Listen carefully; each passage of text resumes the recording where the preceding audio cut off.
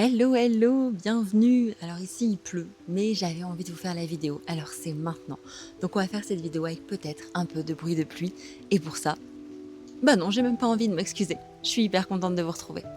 Comme d'habitude, si vous voulez m'aider, m'accompagner, m'encourager, vous pouvez liker, commenter, partager cette vidéo. Vous pouvez aussi vous abonner et activer la cloche. Ça aide, tout ça, ça aide au référencement de ma vidéo. Si vous avez envie de m'aider un peu plus, sachez qu'il y a un Tipeee qui est disponible et qui est en lien en description de cette vidéo. N'oubliez pas, nous sommes sur une guidance générale, donc si vous avez des questions précises, si vous ne savez pas où vous en êtes dans votre vie, si vous avez besoin d'aide pour comprendre là où vous en êtes, vous pouvez prendre un rendez-vous personnalisé et toutes les informations sont en description du post. Allez, on se retrouve tout de suite pour cette nouvelle lune en Poisson qui aura lieu donc le 19.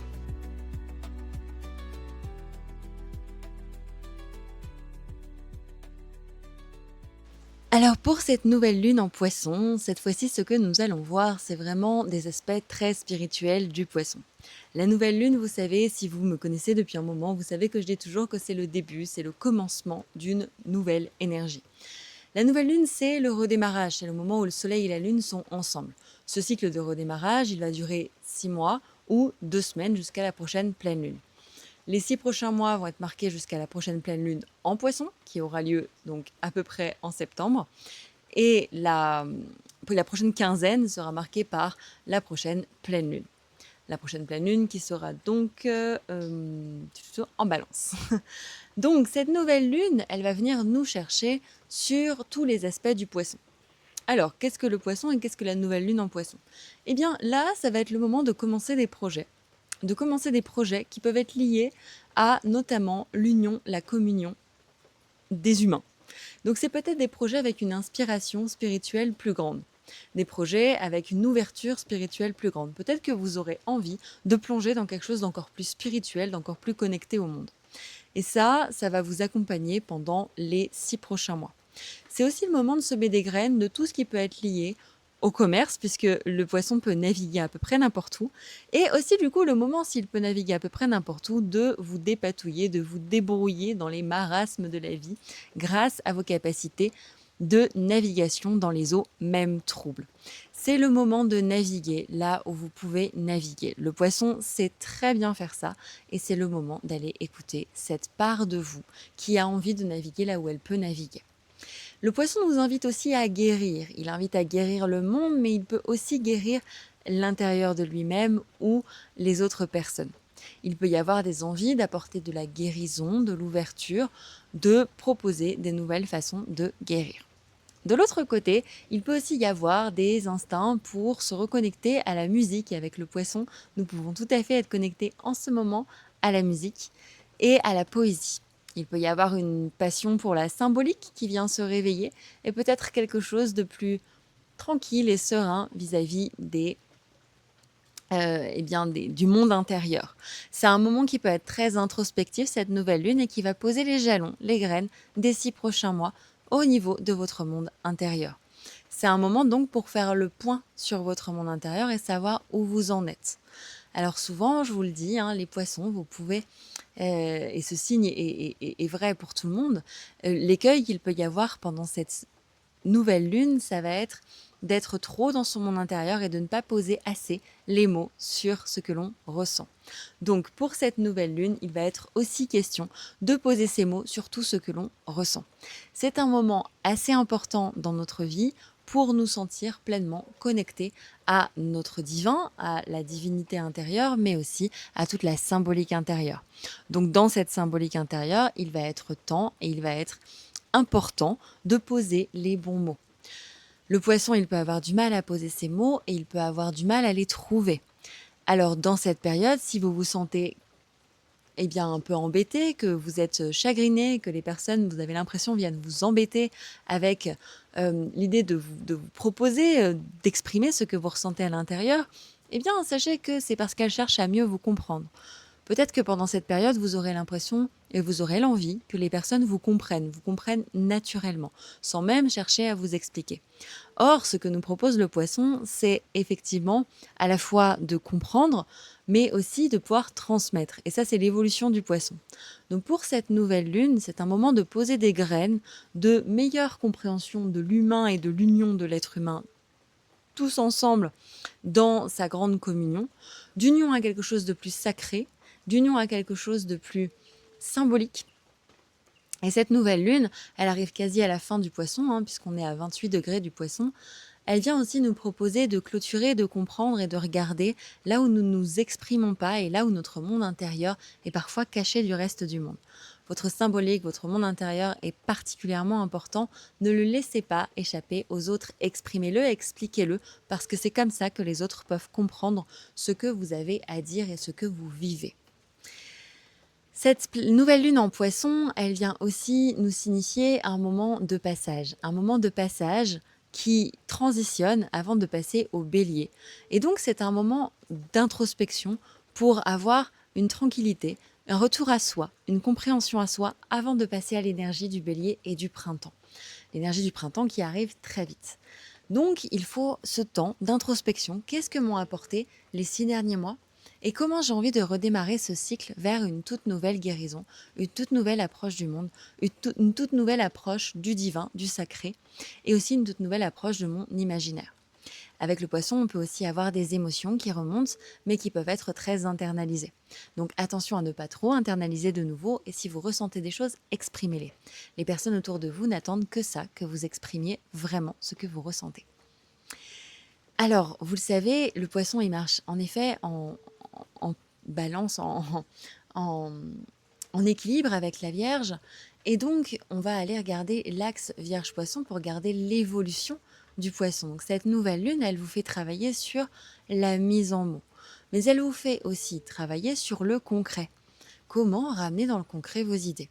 Parce que le poisson est tellement parfois perdu dans ses émotions, dans tout ce qu'il ressent, qu'il peut s'illusionner. Et faites attention dans ce moment à toutes les fuites de réalité, à toutes les addictions qui peuvent vous emporter. Ça peut être un moment où les addictions, petites et grandes, peuvent être très fortes. Et je parle de vraiment toutes les addictions.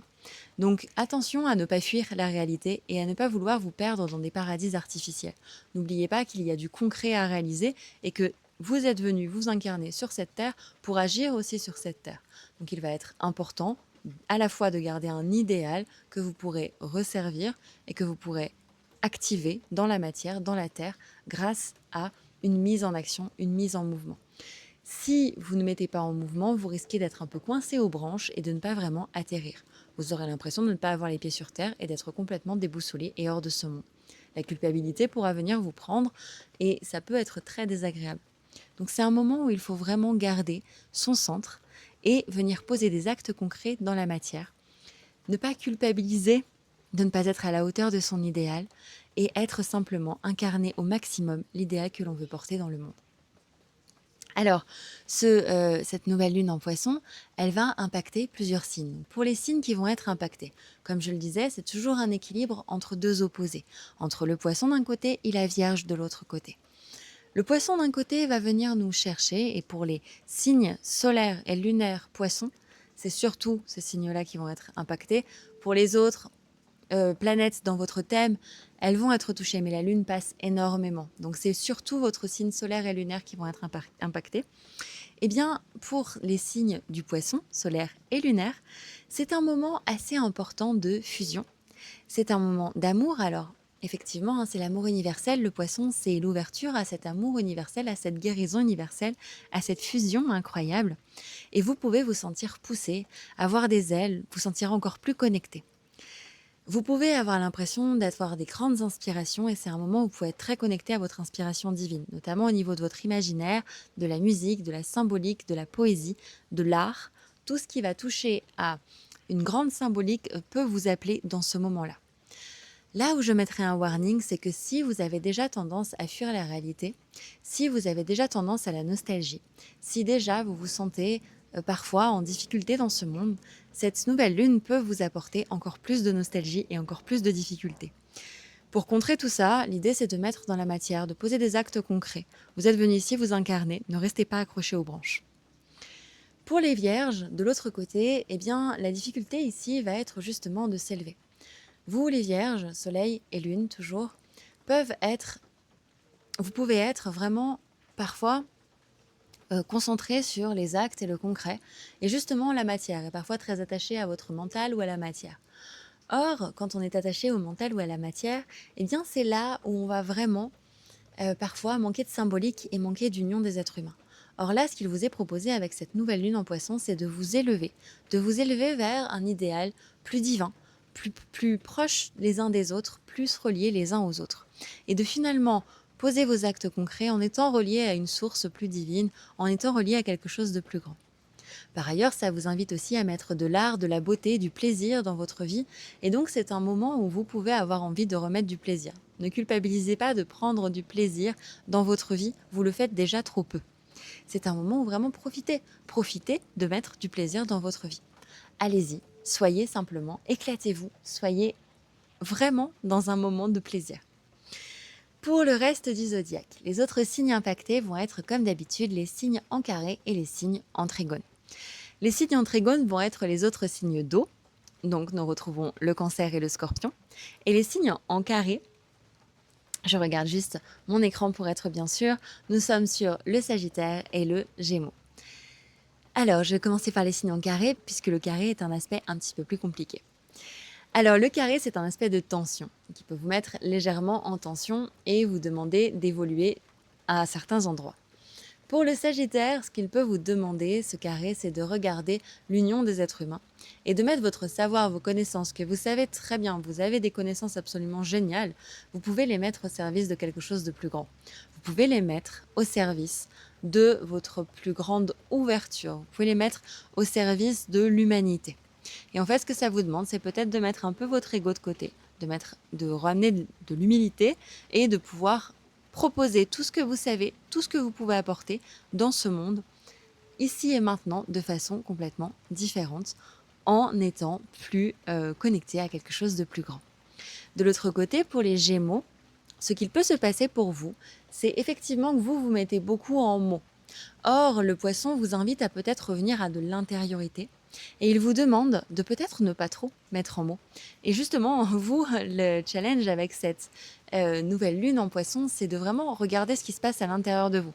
Ce qui se passe au niveau symbolique, ce qui se passe au niveau intérieur, ce qui se passe au niveau spirituel, avant de parler. Prenez un temps pour vous connecter à vous-même avant de parler. Et c'est ça ensuite qui va venir vous chercher pour pouvoir parler avec les bonnes phrases et les bons mots et pour pouvoir transformer le monde de façon plus spirituelle et plus humain avec ces paroles qui vont être justes. Mais d'abord passer par cette phase d'intégration et d'intériorisation. Alors, pour les signes en trigone, nous retrouvons le scorpion et le cancer. Alors, pour le scorpion, ce que nous avons ici, c'est vraiment une ouverture, une compréhension des émotions profondes. Et grâce à l'intériorité du poisson et à la symbolique du poisson, vous pouvez enfin vous laisser guider par un idéal plus grand. Ne vous laissez pas embarquer par les idées noires et laissez-vous guider par un idéal plus grand, quelque chose de plus divin qui vous accompagne. Finalement, quelque chose qui donne sens à ce que vous êtes venu témoigner ici sur cette terre. Il peut y avoir des débordements d'émotions dans ce moment, mais ça peut être aussi un moment particulièrement important pour mettre à jour, remontrer tout ce qu'il y avait dans votre intériorité et finalement le proposer au monde. De l'autre côté, les cancers, pour vous, c'est un moment de grande émotion. Je n'ai pas dit, Jupiter est repassé direct en cancer il y a quelques jours et j'en parlerai au moment de ce qu'il se passe dans le ciel. Eh bien, c'est un moment là pour vous, les cancers, de connecter profondément à vos émotions et de connecter avec ce monde intérieur symbolique. Et peut-être de ne pas rester dans quelque chose de dépendant où parfois on attend que les choses se fassent, mais simplement de connecter à un idéal plus grand et de vous ouvrir à une plus grande symbolique, à une plus grande vision de l'art et à peut-être vous ouvrir à encore plus de beauté. Votre imaginaire peut vous amener loin, c'est peut-être un moment d'explorer cet imaginaire et d'explorer tout ce qu'il a à vous offrir. Ça, c'était pour les signes et ce qui se passe en ce moment pour chaque signe.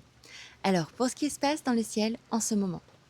Dans le ciel en ce moment, eh bien, j'ai pas énormément de choses à dire et à chaque fois je vous dis ça et je finis par dire énormément de choses. Alors, ce que je vois déjà, Jupiter est repassé direct. Ça, c'est très important. Jupiter était rétrograde depuis, il me semble, presque 6 mois, je crois. Et c'était assez important. Quand Jupiter rétrograde, il nous invite à prendre notre place, à avoir confiance en la vie de façon un petit peu différente. Il nous invite à revenir à l'intérieur et à comprendre comment nous prenons notre place et comment nous nous intégrons dans la vie de façon complètement différente. De façon personnelle, et nous étions invités pendant ces 6 derniers mois à nous connecter à notre façon de prendre notre place.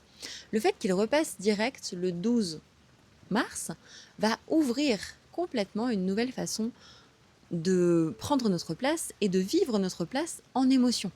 Il y a encore pour quelques mois en Cancer, Jupiter, donc c'est le moment, et c'est encore le moment, de prendre notre place, de comprendre où sont nos émotions, où sont aussi nos valeurs profondes familiales, où sont nos valeurs de maternité, les endroits qu'on materne, que ce soit des projets, des enfants.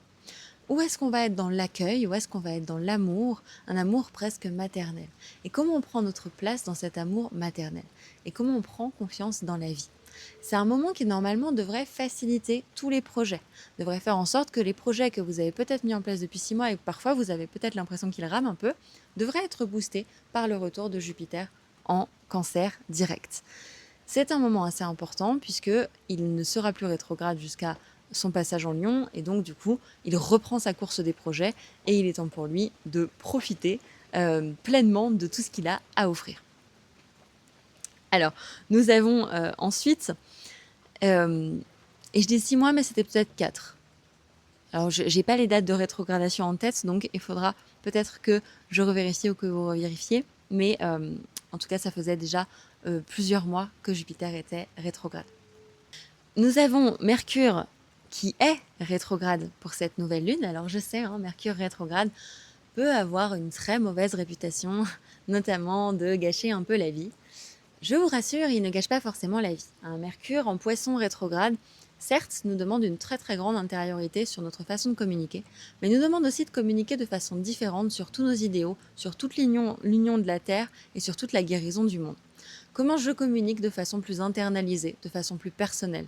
Comment je communique hors des codes de la société? C'est ça que vient vous poser Mercure rétrograde.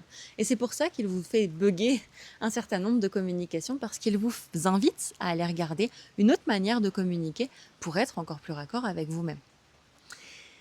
Donc ce Mercure rétrograde est au degré près conjoint au nœud nord lors de cette nouvelle lune. Et ça nous invite aussi à avoir une communication qui va réaliser notre dharma collectif, avoir une communication qui va vers le dharma collectif de l'humanité, qui en ce moment, le nœud nord est en Poisson. C'est un moment où le nœud nord nous invite à aller vers notre dharma d'ouverture à la spiritualité, de guérison du monde, d'ouverture à la guérison du monde. C'est un moment extrêmement important. Et comment on pose des mots sur cette ouverture du monde? Et il peut y avoir des épreuves de communication liées à ça. Vous pouvez avoir des difficultés à communiquer, l'impression que ça ne communique pas bien ou que ça ne passe pas bien. C'est normal, c'est là pour vous inviter à trouver à l'intérieur de vous toutes les ressources pour communiquer de façon plus éclairée.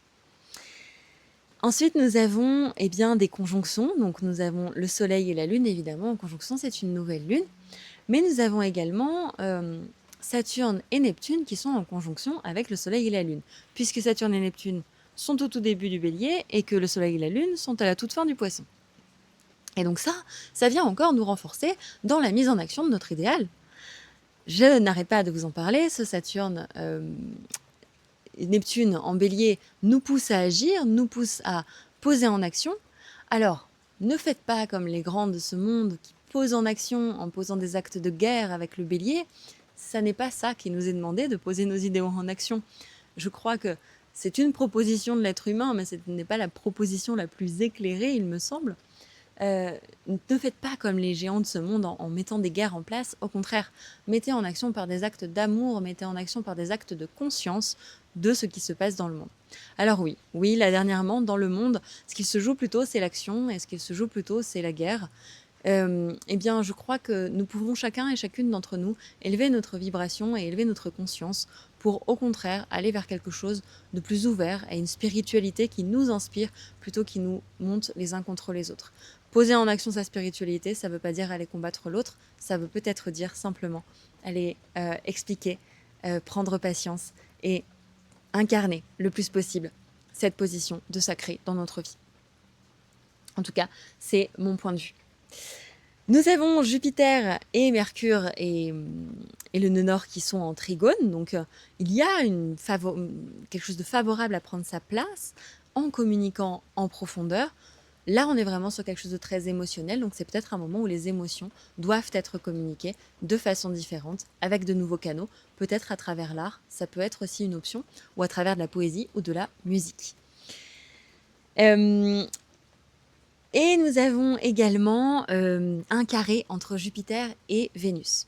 Vénus en ce moment est en bélier, et une Vénus en bélier, c'est une Vénus qui aime et tranche, aime trancher, aime agir, va être une Vénus qui va nous proposer d'aimer de façon très active, très puissante. Et le carré à Jupiter nous invite à regarder nos émotions. On ne peut pas que agir, il y a de l'émotionnel qui est en jeu. Et comme Jupiter est repassé direct, eh bien c'est un moment où on peut se questionner sur comment on prend notre place à travers nos émotions, tout en ayant une volonté d'aimer de façon très active.